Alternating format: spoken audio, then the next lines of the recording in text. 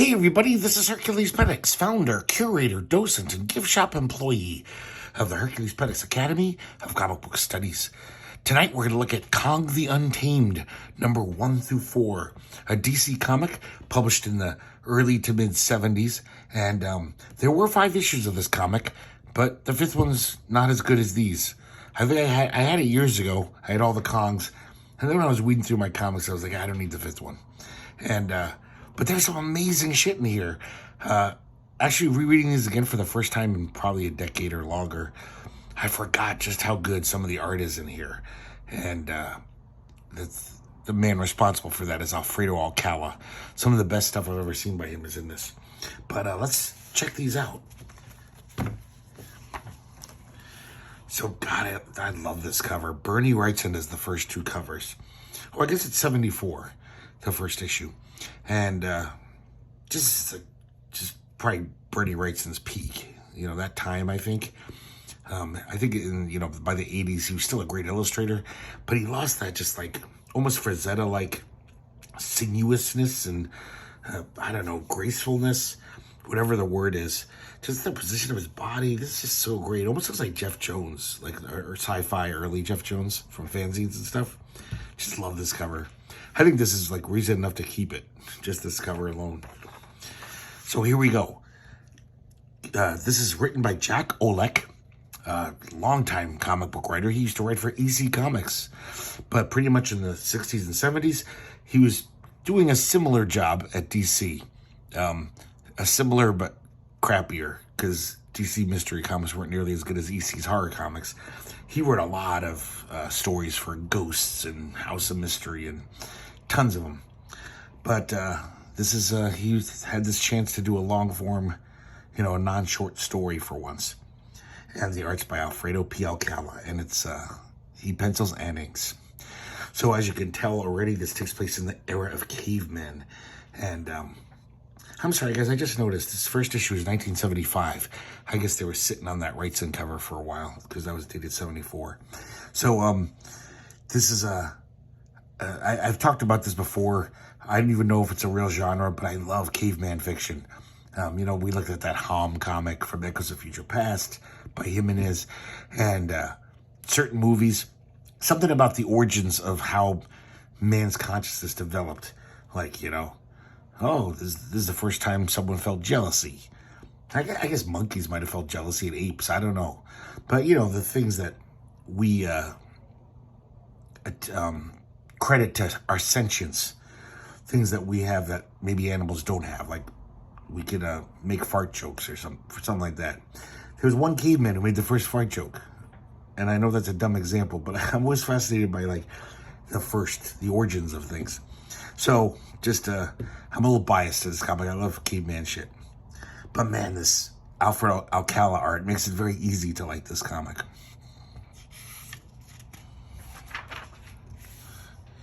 So, we start off with this woman named Atu.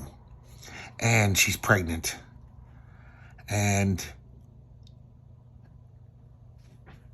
she gives birth. Meanwhile, we see her tribe. It's led by a guy named Trog, a very, brutal, violent man. That's why he's the leader of the tribe, probably. And I guess this is the days when man didn't know how to make fire. They just would find, in Quest for Fire, a lightning bolt would hit a tree, and then you'd have to keep the fire going. So I guess Trog, his tribe isn't doing too good. They are defeated in this battle, and they have to run. They have to retreat. So they're like, save the fire. I guess they're fighting these beast men. This basically takes place in the era when Neanderthals were dying out and Cro-Magnons were ascending. I don't know if this is scientifically true, but apparently they both lived on Earth at the same time. So they could have met each other. I don't know if that's accurate. So here we see Trog, and so I guess Atu shows up. She's also one of Trog's mates. So she says, oh, look, here's our son.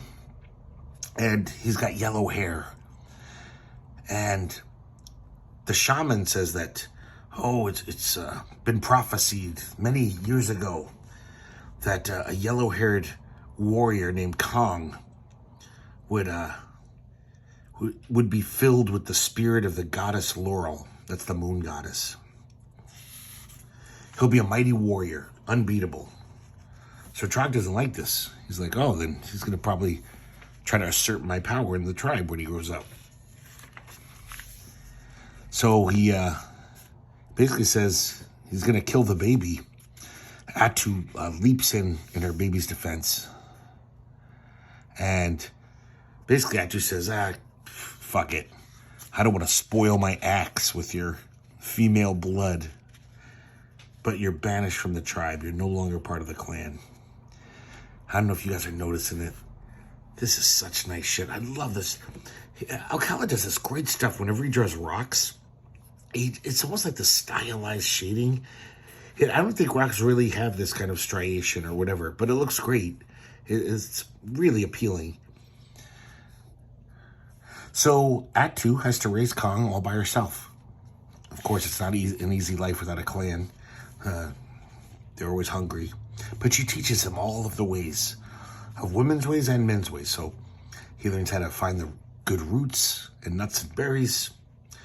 But to learn the manly arts of war, I guess, and hunting, he kind of just sneaks up when his clan are killing a mammoth or something. He'll just watch and observe. So he has to learn by stealth and spying on the whole clan. Another just great panel.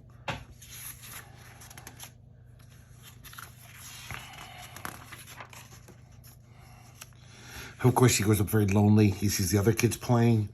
They never let him join their reindeer games, you know. But he practices by himself. He becomes really adept, practicing his spear throwing and all kinds of manly warrior arts. So I guess they're allowed to just be close to the clan. They always seem to be hovering around them. And now we see Trog, his leadership is challenged. So he's fighting this guy, Crag, I think his name is. No, Karis. He's a challenger to his power.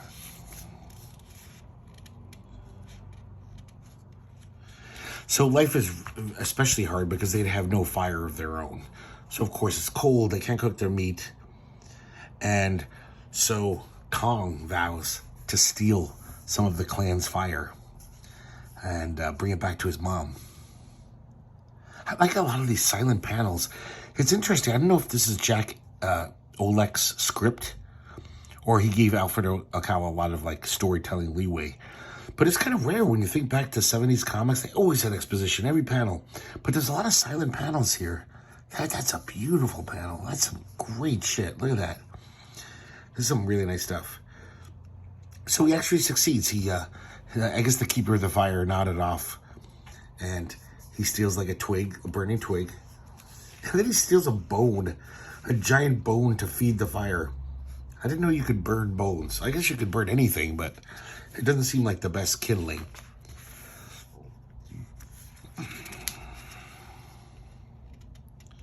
So one day he's out hunting, and he meets a beast man, you know, a Neanderthal. That's what they call the Neanderthals.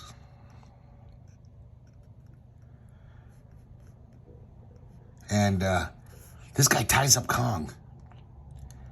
And because, you know, as far as he's concerned, Kong is part of this clan. He's a smooth skin, as he calls him. So he says, now I'm going to get revenge for what your clan's done to me, my people. And he's like, I'm not even part of the clan. But he's very brave. He's like, do your worst. I don't care. And they don't show it. But apparently he has a knife. I guess a bone knife or something. There's no steel, metal. But he just tortures him. We don't see any wounds on him, though. I guess the comic code, they couldn't get away with it. But according to the caption, Kong is racked with agony because he's just, like, cutting him. Here's another one of those panels. This is so nice.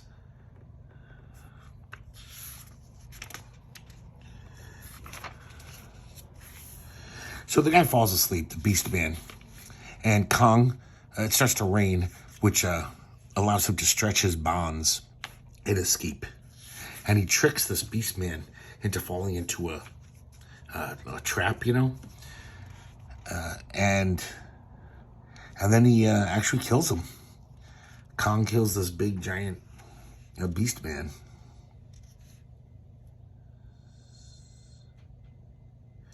So when Act 2 finds out about this, she's like, okay, we're going back to the clan. When I tell Trog, you know, what a great warrior you are already, they'll probably let us back in the clan. And so she goes, and they're just like, you're not supposed to be here. She's like, no, listen. You know, Kong killed this beast man all by himself. And when nobody believes him.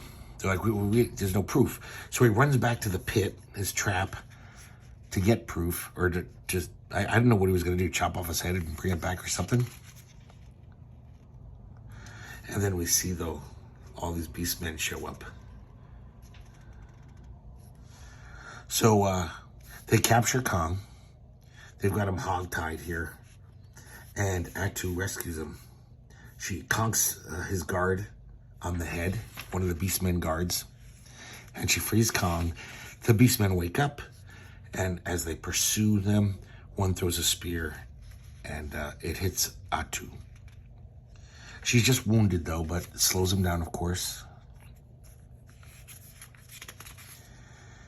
And hopefully you've noticed, too, this is, I'm like a broken record about this, just how great the colors were in the early 70s DC comics. So much better than when I grew up.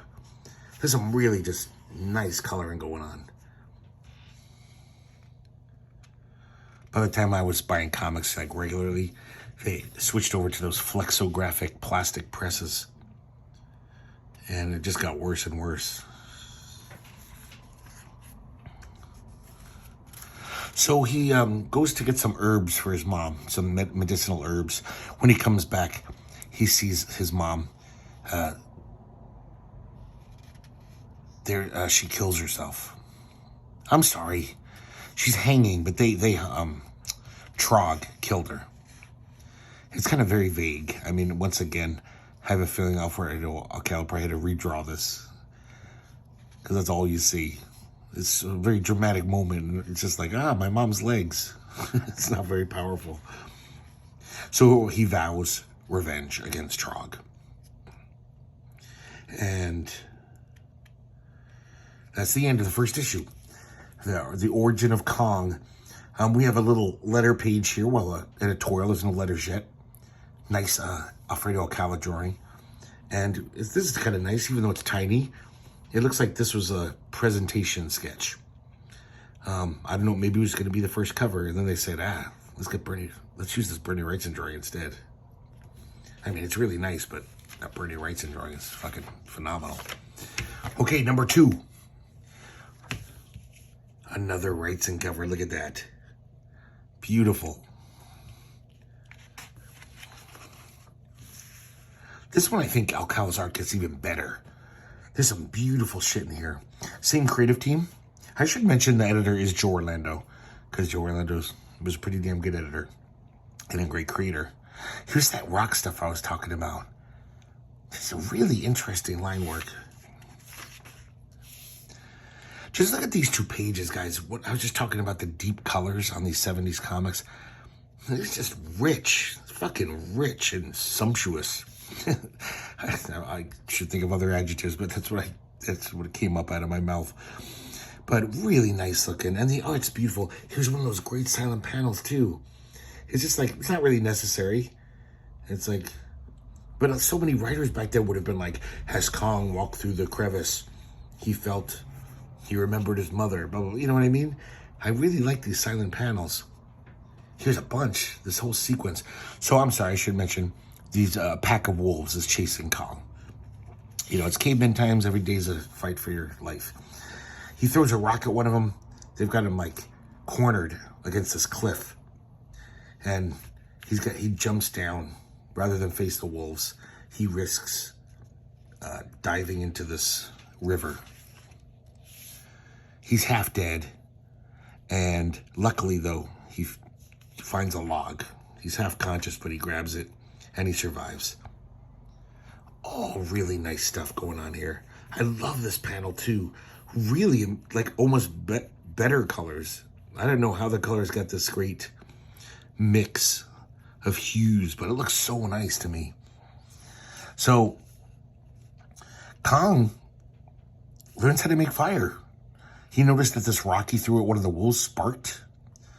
So he starts rubbing these two rocks together. Well, a bunch of rocks. He tries trial and error, you know. He actually makes fire. And right then, the beastmen show up. Look at this great silent panel. Kong sitting there brooding, and then the beastmen behind him. He doesn't even notice they're there. God, these 2 pages to me are just incredible. Really nice stuff. It just keeps coming. So, I don't know if you guys have noticed, these comics have no ads. But that's only my special editions, the Academy editions. Because I've talked about this before. Back in the 70s, DC put all their ads on the same signature. And you could rip them out. It doesn't affect the comic. In fact, it makes it better. You don't have to see a stupid ad. So, they're very thin. And basically, it's like, I don't know, a third of the issue is ads. But it's so nice not to have to deal with the ads. God, look at this great stuff. Once again, the colorist is really working overtime. I should have checked out. Maybe they know who the colorist is, though I don't. No, they don't. I looked on Grand Comic Database.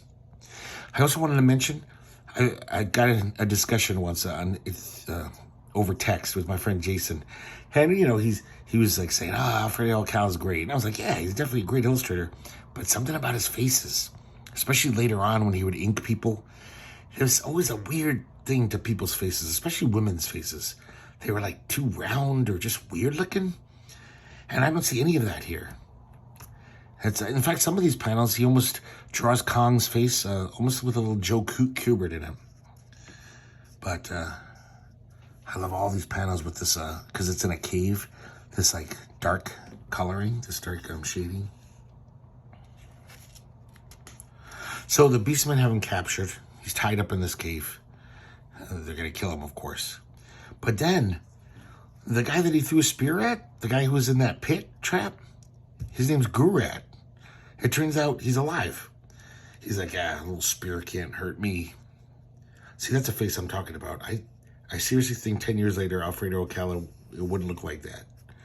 His faces all had this weird look to him. Oh, look at this whole page of that great subdued coloring. So Gurat basically is going to free him. He says, you know, I should kill you. You try to kill me. But I hate to see such a brave little warrior, you know, just slaughtered. You should have a fighting chance. So I'm going to free you. I'm going to point the way to escape the caves. And then right then a bear attacks. So basically they team up to fight this bear. I love this sequence of panels here, especially this middle. That is oh man, I want a t-shirt of that. Just his body position, his body language.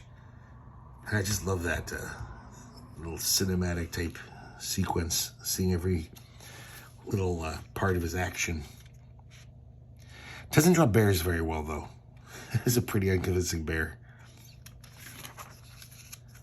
Look at the blues there. Look at this coloring. And look at that sky. So, I guess Gurat is just okay, I'm going to help you escape. And his tribe sees him. And of course, they're like, Gurat's a traitor. Kill them both. So now, Gurat and Kong are on the run. And they're trying to elude his tribe. That's a panel that almost reminded me of a little Joe Kubertness going on with those eyes. With those dark, shaded eyes.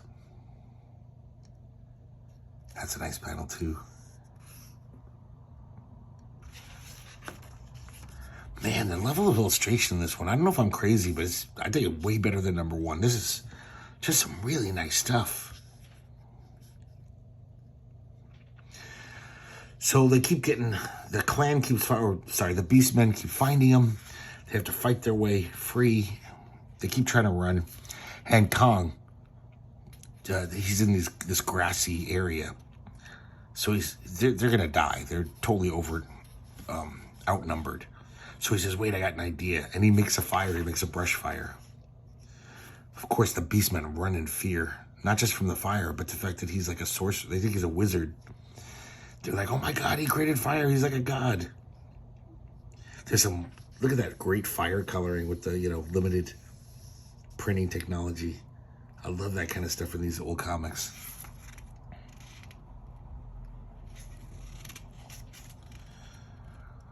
So they hook up with this other tribe of smoothskins, of Cro-Magnon, and they capture. They don't really hook up, though. I mean, they capture Gurat, and they're going to kill him. But they say, we will not kill you because you have strong magic. And so you can go. And he's like, fuck you. I'm not leaving without Gurat. And basically, he bluffs. He's like, you kill Gurat, I'm going to bring down the fire from the heavens on you guys. Another really nice panel. Look at that face. This is good stuff. So the shaman, or whatever, the leader, I think he's the shaman of this tribe. He basically, gives in. He blinks. He says, okay, fine, go. But then he doesn't stop from throwing spears after them after they run away. But none of them hit him. They survive. And I didn't mention, guys, the title of this comic was called Blood Brother, because Kong is thinking about how he's got no one watching his back. It sucks to just be all alone in the wilderness. Even the wolves have, their pack. And I actually thought, it's very sappy. But I thought it was kind of a sweet ending where he's just like, yeah, I guess we're in this together.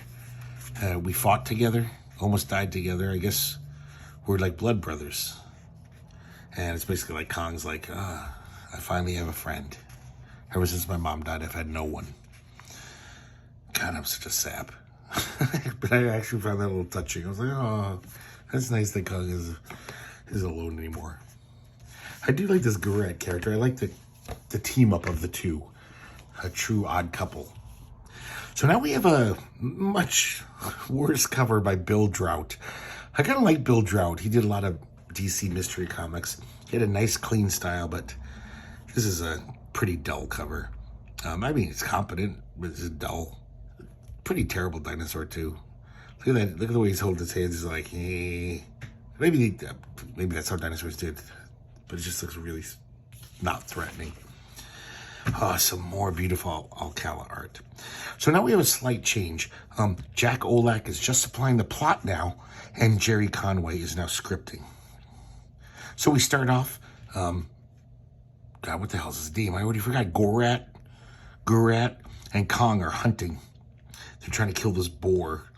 And they're like, Kong, you better hit him. He's coming right at us. He's going to eat you before we can eat it. And then a saber-tooth comes out of nowhere and basically steals their prey. Kills the boar. And, Gurat's like, you can't fight a saber-tooth tiger. Let's get the hell out of here. And Kong's like, fuck that. He stole my dinner. He stole our dinner.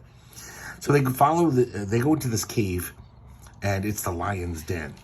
The saber-tooth tiger's den. And they don't know where they are. They're lost. They get lost because these bats attack them. Once again, really nice deep blues here for the interiors of this cave. And then they come out, and they see a bunch of smoothskins doing a ritual. Turns out it's Kong's tribe. It's Trog and his guys. I guess Kong heard about how the men would do this. They'd do a dance circle type thing, and, for a good hunt. And they would bring food offerings to the gods.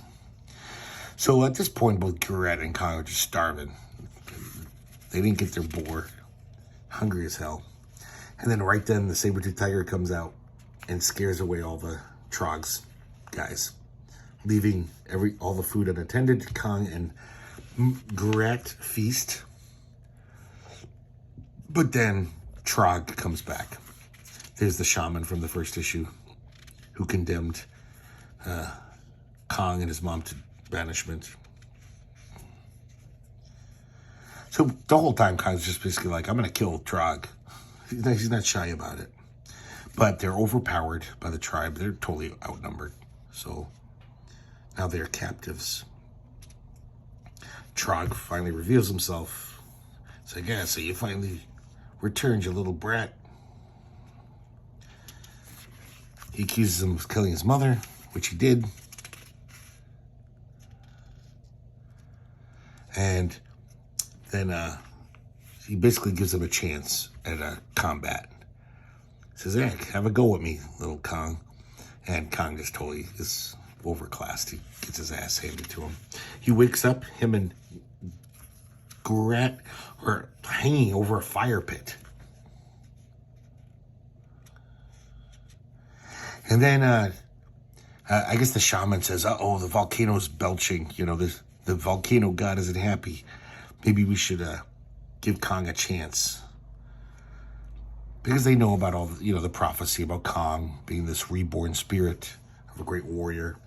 They don't want to piss off the moon goddess because the full moon is there. So he says, okay, Kong, here's a spear. If you kill your buddy, Gurat, you can be back in the tribe and everything will be kosher. So he pretends he's going to do it, but all he does is he frees Gurat with the spear. Gurat, like this tree that was all bent over, springs him up. He lands in Trog's tribe, Trog's warriors, causing all this chaos, and they escape. There's some more of this great rock stuff going on. Some of this stuff really looks like Alex Nino. Some little things here and there, like the way a rock is inked.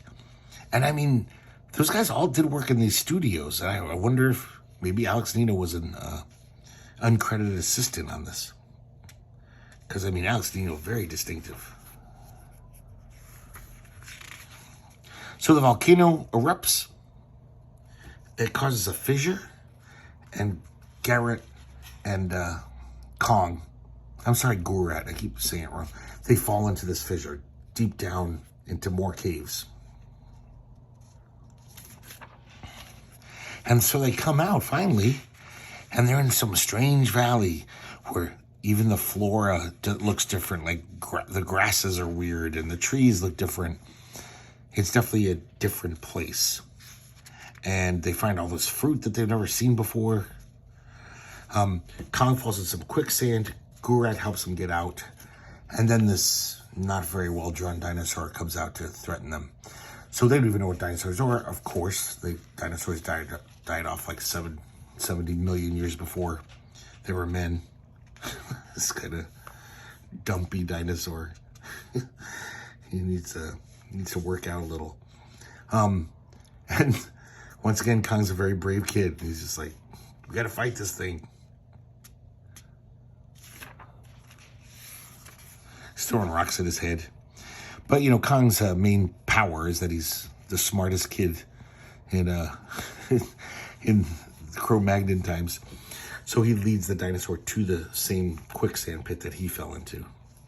And he succeeds, so the dinosaur falls in and dies. And then they see a pterodactyl. All of these things, of course, they've never seen before. And then a spear comes out of nowhere. There's some more of that interesting possible Alex Nino inks on the rocks.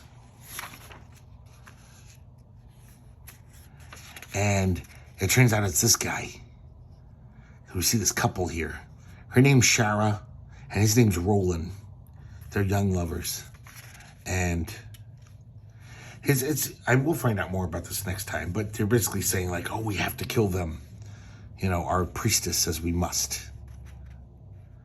The priestess says we must kill all strangers, so if we don't kill them. But it sounds like they don't want to, like they're not evil or anything. This is interesting in the letter page here. I thought this was neat. A very young Richard Sala wrote in, the great cartoonist who's passed away a few years back. And he's does a little letter of comment. That was interesting. Now we have Kong the Untamed, number 4. This is a Jose Luis Garcia Lopez cover. Kind of underwhelming. I'm a big fan of Jose Luis Garcia Lopez, and this is kind of once again, not a very good dinosaur. And just very bland. And unfortunately, guys, no more Alfredo Alcala art. I gotta say though, maybe I'm making a false assumption, but I think this is another Filipino artist, Tony Caravana. I've never seen his work before. Apparently he worked for Warren Comics. Apparently he even won like best artist for a Vampirella story he did. Warren would have like a reader's poll. And so people liked him. The inks are by Joe Ingente. And this is now totally written by Jerry Conway. No more Jack Olick. So here's Kong in the Valley of Blood. So we start off from last issue. Our two heroes are still being harassed by that pterodactyl. And as you can see, not nearly as illustrative as Alfredo Alcala. But I kind of like some of these. It does have that, I know this sounds crazy, guys, but it has that Filipino face. You know, like you can kind of peg a Filipino cartoonist by those faces. I think because they all grew up reading Alfredo Alcala comics and Nestor Redondo. They were like the kings of Filipino comics. So everyone kind of aped their style. And so Kong takes down the pterodactyl with a spear. So they were so occupied with this, they forgot about the guy throwing spears at them. And then right then, another spear comes out of nowhere. And it hits Gouret.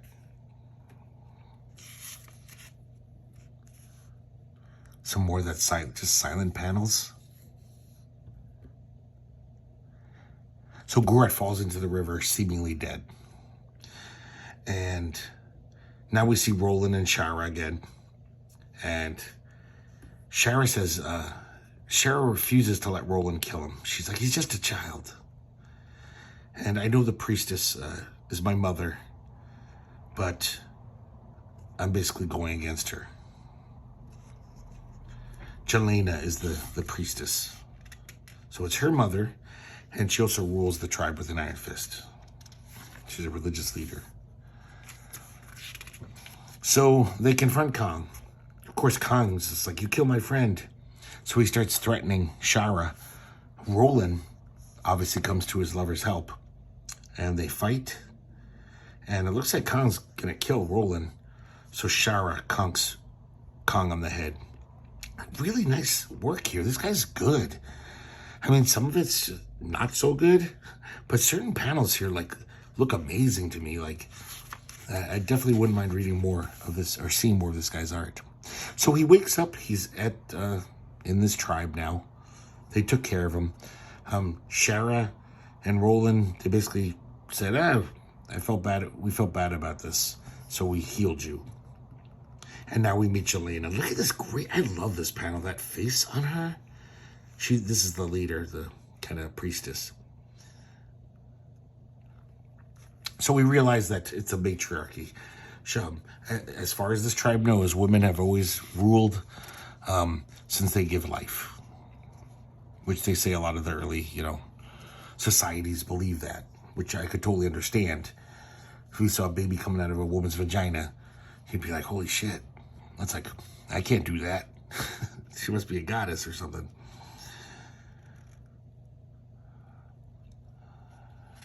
So apparently, Jelena is against Roland and Shara becoming mates. So she asks for a dowry, and it's like almost impossible to fulfill this. She asks for like the spiked tail of a giant dinosaur, knowing that he'll probably die trying to get it, which is what she wants. Another great face. Look at that. That is just like amazing portraiture, cartooning. So good. Certain panels like that just blew me away. But then, you got this, which is this thing, So it turns out Gouret's not dead. He comes out of the river. He's pretty fucked up, though. He's not doing too good. Now back at Jelena's tribe, Kong sneaks off. And I guess before Kong sneaks off, though, what's-his-face, Roland, sneaks off. He's going to try to get that tail. He really loves Shara and wants to win her hand. So Kong follows him. And the next day, Roland gets some breakfast. He hunts down this reptile to eat. When he walks away, Kong runs up because he's hungry too. And the guy knew the whole time that Kong was following him. And he kind of befriends him. And Kong finally realizes, like, well, I guess you did have to follow the orders of Jelena. Even though it seems a little weird that it's like, yeah, you killed my best friend. But now I'm just going to pal around with you. This is a pretty nice panel. I like that. Then they're attacked by a dinosaur. It's interesting that so many of the letters in this comic, they'll be like, oh, it's so refreshing to see a caveman comic where they don't have dinosaurs. It's scientifically impossible. Thank you for being realistic. And then like 2-3 issues later, after the first issue, they just like, nope. Things aren't selling well enough. Kids would rather see dinosaurs in their comic. They do try to explain it away by it's in this Lost Valley, you know. Kind of like Turok's situation. So we have this epic battle. The dinosaurs trying to eat these guys. Kong punches him right in the eye. And kind of lures the dinosaur away from Roland because he's about to eat Roland. And he leads him right off of a cliff. And then this is where it gets weird, guys. There's a few weird things when I've read Jerry Conway comics. He always slips weird shit in where you're like, dude, man, you had some weird ideas. So he basically tells Roland, well, they were talking about this earlier. I forgot to mention it. But he's like, what? Women rule in your tribe? That's totally stupid. In my tribe, men are in charge. And Roland's actually like, maybe you're right. Huh. So because of his, like, his thoughts being changed, Roland says, you know what? I'm not even going to get that tail and bring it back to Jelena. Fuck her. You're right about women serving men. The time has come for things to change. And you and me, little brother, are gonna change them. And so that's where we leave off. And I did read the issue on Grand Comics Database just to see what happens. And he does return to the tribe and introduce misogyny. Try to introduce misogyny to this tribe. Strangely enough, Shara stops him. His love. She says, I love you, but this is blasphemy, this is heresy. So, give you a little recap of that, even though I'm not going to show you it, because it's pretty bland. But it's kind of like the Barbie movie. It reminds me of the Barbie movie, this plot thing. We got the letter page again, and that's it for Kong the Untamed, number 1 through 4. I don't think DC has ever done anything with this character. I bet he might have been in Crisis on Infinite Earths for a panel or two, you know, but I don't know. But yeah, not the greatest comics you'll ever read, for sure. But man, just for this beautiful Alfredo Alcala art, and really, just to have these 2 covers, especially considering if you ever do find these, if you got room, they're cheap as hell, and even if you don't like them, it's not like, oh, I could make some money selling these, because you can't. These were in quarter bins, I think, a month after they came out. It was part of the kind of pre-DC implosion. They put out all these titles, and it was just, they were all canceled after like 4 issues or 3 issues. But that's it for Kong the Untamed. I hope you guys enjoyed looking at this, and I hope you have come to appreciate caveman fiction as much as I do. Maybe one day you'll all come around to my favorite genre. So thanks for watching, and I hope to see you next time here at the herculespetix Academy of Comic Book Studies.